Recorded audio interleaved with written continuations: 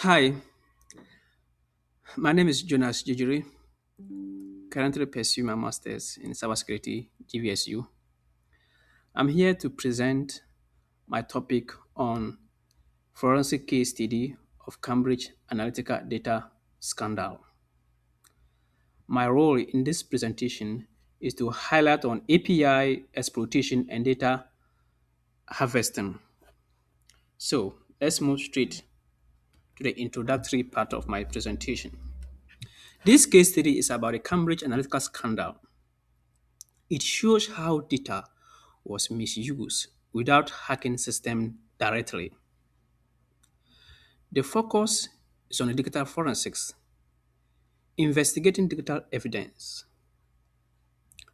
We are looking at how data was collected, transferred, and investigated. Now, API exploitation. There are three different categories. One, Facebook graphic API use over permission access and weak control enabled mass data harvesting.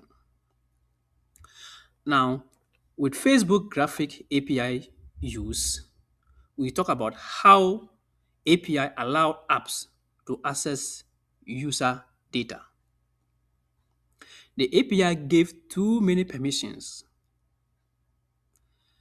and as a result of that, the weak security system controls and allow mass data collections.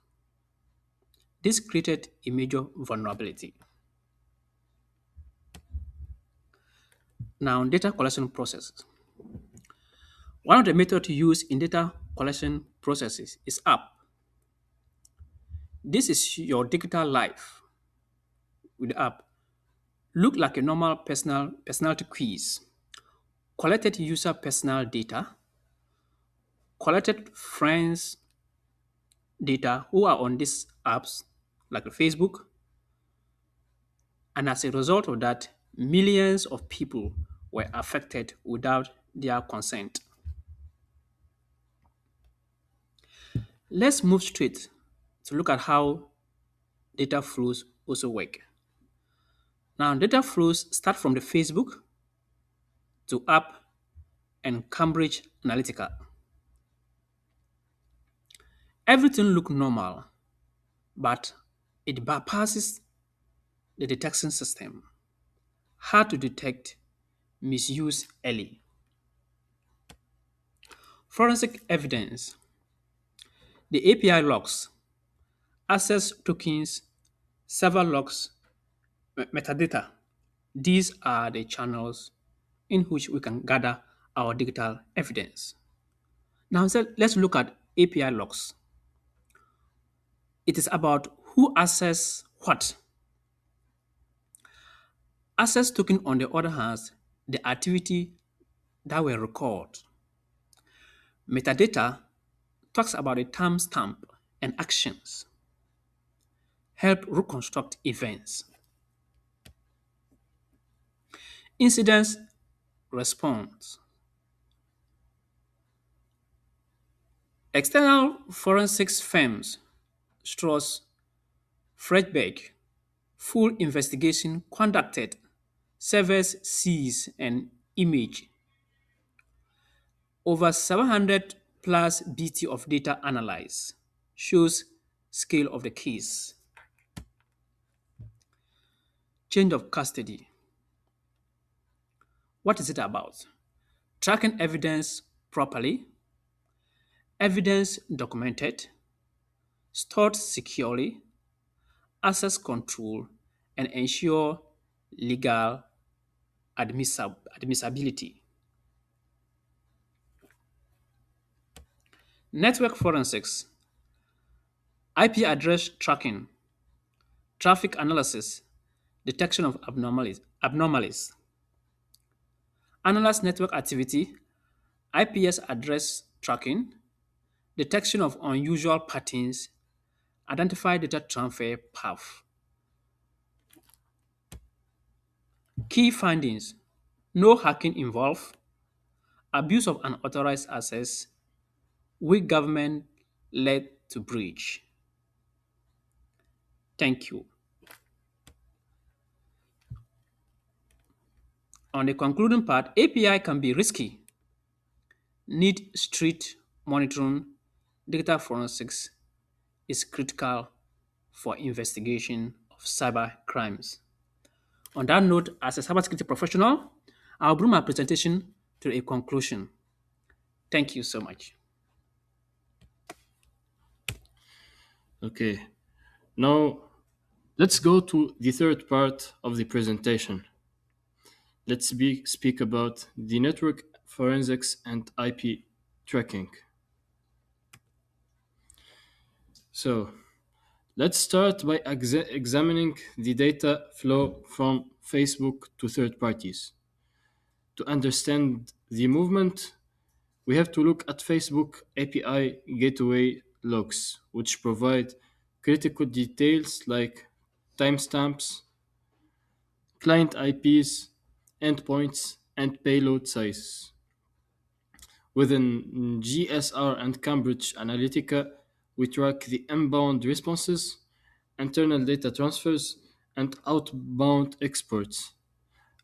Ultimately, the Strauss Friedberg audit was expected to uncover the specific logs configurations and residual datasets left on the servers. Next, we move to forensic seizures and imaging. When we capture server images, we preserve several vital artifacts, system logs such as Windows event and Linux syslogs, which record network events, web servers and application logs that capture HTTP and HTTPS traffic, VPN, proxy, and firewall configurations that reveal external connectivity, local packet captures, and in house monitoring data. A significant point of interest in this investigation involves Russian IPs and Tor entry points. As the Deputy ICO Commissioner James Dipple Johnstone pointed out, Russian IPs were linked to a Tor entry point as well as past cyber attacks. These connections were tied to the earlier Cambridge Psychometrics Center apps, which served as the basis for Kogan's GSR clone. It is important to note that even if the initial access was contractually legitimate, these foreign origins absolutely demand closer forensic scrutiny. So, what exactly can IP analysis reveal in a case like this? It allows us to map traffic back to the specific countries, internet service providers, and autonomous systems utilized by GSR and Cambridge Analytica. We can detect Tor relay traffic by matching the identified IPs against public Tor relay lists. We can flag connections stemming from infrastructure known to be tied to attack campaigns. But, however, a crucial warning here. The IP analysis provides leads, but not definitive proof of intent. So it must always be corroborated with other evidence. To investigate these anonymity networks, we utilize specific forensic techniques for Tor activity. We use host based forensics, where we examine RAM, browser artifacts, and Tor browser traces. We employ network pattern analysis, looking closely at protocol hierarchies and packet flow signatures, and we conduct exit node and relay monitoring using time and correlation. And we perform IP log correlation, comparing server logs with ISP records. Detecting data theft requires identifying anomalies and exfiltration patterns. Volume anomalies, where we look for data transfers spiking well above their normal API usage. Temporal anomalies, where we monitor for scripted scraping occurring at odd hours or at highly regular intervals. Geographic anomalies, where we investigate requests originating from unexpected countries or hosting providers.